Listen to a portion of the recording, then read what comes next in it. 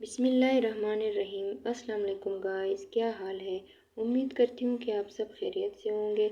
आज मैंने सोचा कि अक्सर ख़वातीन घर के छोटे मोटे व्लॉग बनाकर अर्निंग करती है, तो मैंने सोचा कि मैं भी व्लॉग बनाना शुरू करूँ।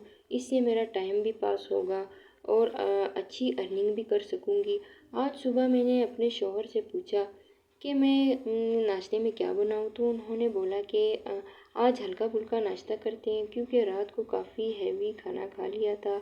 तो आज मैंने आटा गूंदने के लिए चूल्हे पे रख दिया, क्योंकि मैं ग्लूटेन फ्री रोटी बनाती हूँ अपने लिए। मुझे ग्लूटेन फ्री रोटी पसंद है, इसलिए मैंने अपने लिए ग्लूटेन फ्री आटा जो है वो गूंदना स्टार्ट किया। और उसको उस वक्त तक चूल्हे पे रखना होता है जब तक कि ये जो है ना आटा जो है अच्छी तरह खुश्क ना हो जाए। फिर उसको मैंने एक बाउल में डाल दिया इसको ठंडा करने के लिए।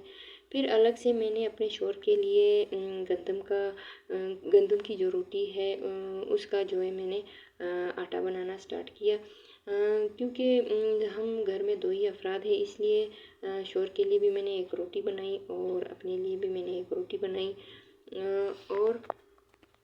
और दोनों आटे मैंने अलग अलग से गूंद लिए और इसकी रोटी बनाना स्टार्ट की। ये देखिए कितनी अच्छी रोटी आई है। ये ग्लूटेन फ्री रोटी है। आप देखें इसको कि इसकी लुक कितनी अच्छी आई। और उसके बाद फिर मैंने गंदम की रोटी जो है वो अपने शौहर के लिए बनाई।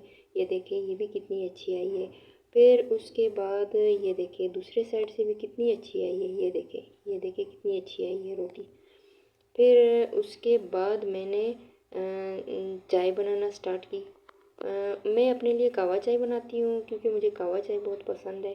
तो अपने लिए मैंने 1 कप कहवा चाय बनाई। फिर उसके बाद मैंने अपने शौहर के लिए दूध वाली चाय बनाई, क्योंकि उनको दूध वाली चाय बहुत पसंद है। फिर उसके बाद मैंने 2 दाने अंडे फ्राई किए। फिर हमने नाश्ता जो है मैंने नाश्ता सर्व किया। फिर अल्लाह पाक का ढेर सारा शुक्र अदा किया।